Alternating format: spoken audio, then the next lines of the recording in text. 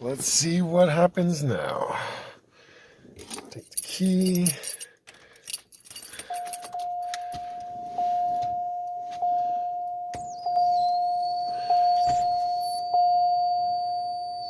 So now we have the buzzing sound.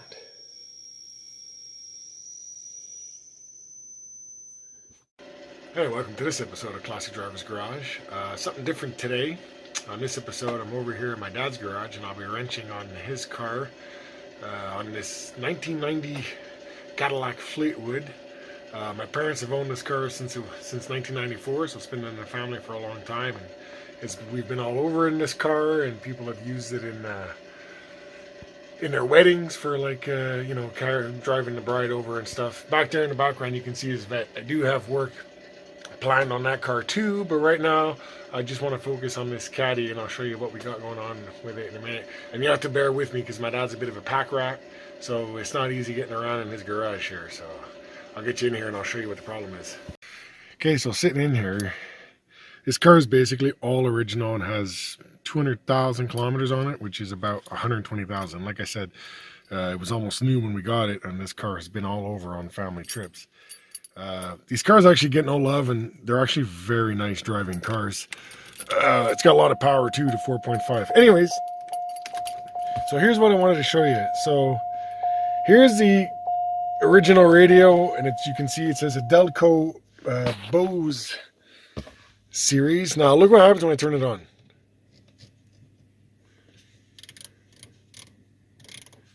We have no volume. We got nothing here.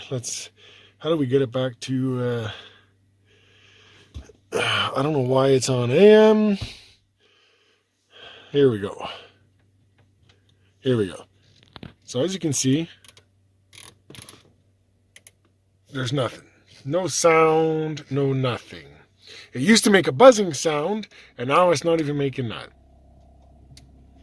So what I'm going to do, because I suggested to my dad that we just put in an aftermarket radio, to basically, something that looks pretty stock, that doesn't, but my dad does not want to run an aftermarket stereo. He wants to run this stereo. Get you guys in here. Look at this. Snow brush never been used. Car doesn't even really go out in the rain. But as I pull this back, you can actually see what kind of shape this car really is in. Look at this. This here, look at that. This car is mint. It's an amazing shape, this car. This back. So I'm not finding the list, which online everybody said, oh, there it is. There it is, parts identification. Wow, that's really going to help me out. It's like reading binary code. Okay, so I'm going to take a picture of this, and then I'm going to have to go do some more internet sleuthing to see which radio I actually have. Okay, so basically the info that I found online corresponds with what Justin told me, because Justin used to install radios professionally for a while. Is that this car has a Bose stereo system. I've confirmed that by looking at the radio, checking the radio code in the back, and looking at the speakers. Now, it turns out this is going to be a real pain in the ass to fix, because from what I found online, there was only one site. I Googled it, and I came up with one site that really helped out. It was a Cadillac site. They said that the Bose speakers will not work with any other radio, and vice versa. The radio wouldn't work with any other kind of speaker. So that kind of blows. And another thing that we confirmed from Justin telling me, and also from what I found online, is these speakers down here. See how right there it says Delco Bose Gold Series? This is in the door panel. There's a good chance that these speakers have an amplifier built in. Now they might be blown, or there's an amplifier in the radio that could be blown. So I'm not sure how to proceed now. I'll probably pull the radio out and go from there. I guess the easiest thing would be is if I could find a good known used one and just put it in and see if that solves a problem, and then either repair the original radio at some point or something else. But anyways, yeah. Okay. So, through some internet sleuthing, thanks to Justin, and also I found it in the owner's manual. Under here, there's another relay panel. And Justin found online was a guy had a similar problem, and there was a fuse for the amplifiers in here that was blown. So I'm going to remove this beauty panel here. This one is a 1/4 inch. The other ones are 932s, and then there's like two like plastic wind nut things back here. I'll move this off. I'll gain access to that, and we're gonna check. We'll check the fuse, and we'll go from there.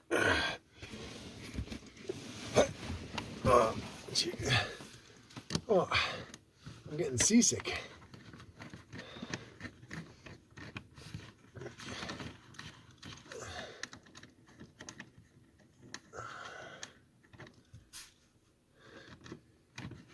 Oh, this is the second repair in a row for me where I'm underneath the dashboard. If you watched my heater core vid, you guys know how much I love working under dashes. It's my favorite thing.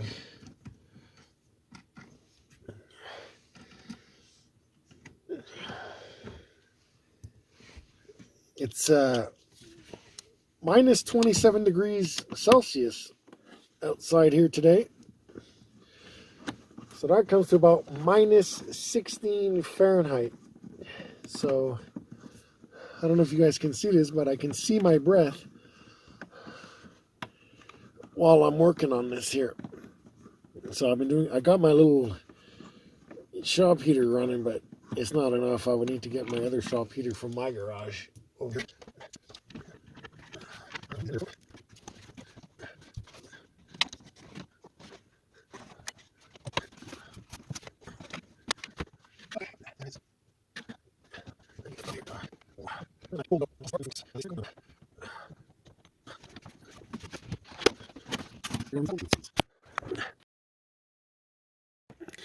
If you look at this little diagram right here,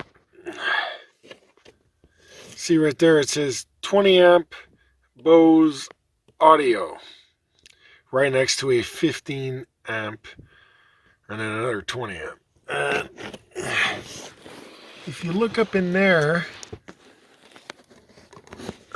I don't know if you can see that. Can you see that? This fuse right here, that one right there, is blown. And according to this diagram, that would be for the radio. So I'm gonna check my parts bin, see if I've got a 20 amp fuse, and we'll go from there. But that one looks, is it there? Yeah, right there. Now we just have the buzzing sound. Okay, so now we got to figure out what's up with that, because now we don't have any.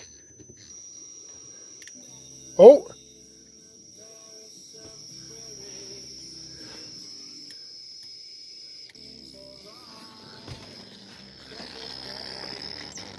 I don't know if you guys can hear that, but that's coming from that speaker there, that buzzing sound.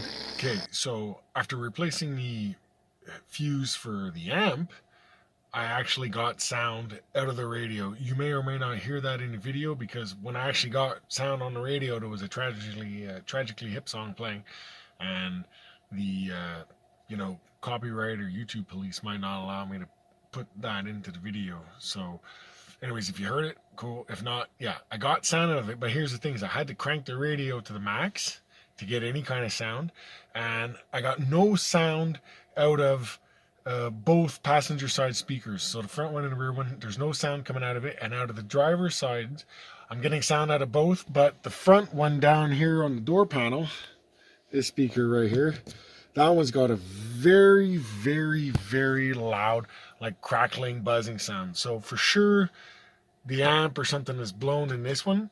So I'm going to start taking this one out, and then basically that I'm going to bring it over to Justin's so that he can take a look at it for me, because he's worked in this kind of stuff before, and we're hoping that he can fix it. Otherwise, I don't know what I'm going to do, because the info that we found is that the Bose systems will not work with another head unit, and the speakers won't, and the head unit won't work with other speakers. So it has to be all Bose stuff. So I'm going to pull it off, and then I'll be bringing it over to Justin's, and then we'll see what he can do with it.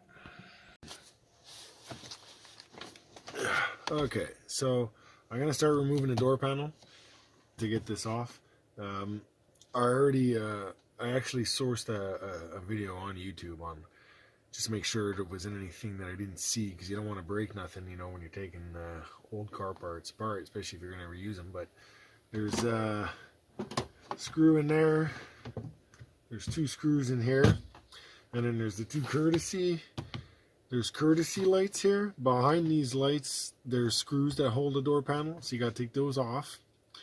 Then you can, you have to disconnect this, you know, all the controls for the windows and whatnot. And then GM has those plastic clips like they have on all their other cars that actually hold it to the door, and then we'll be able to take it all off and get to the speaker. So here we go.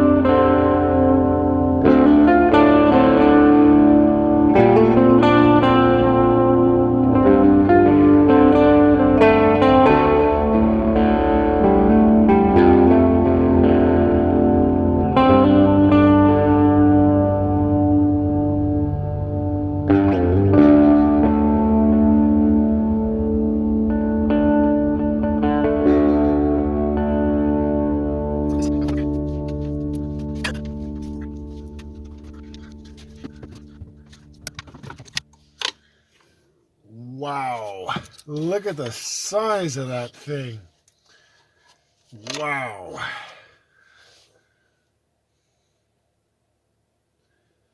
Okay. Jesus, look at the size of this thing. So we're going to bring this over to Justin, and hopefully he can work his magic and figure out what the hell's wrong with this thing.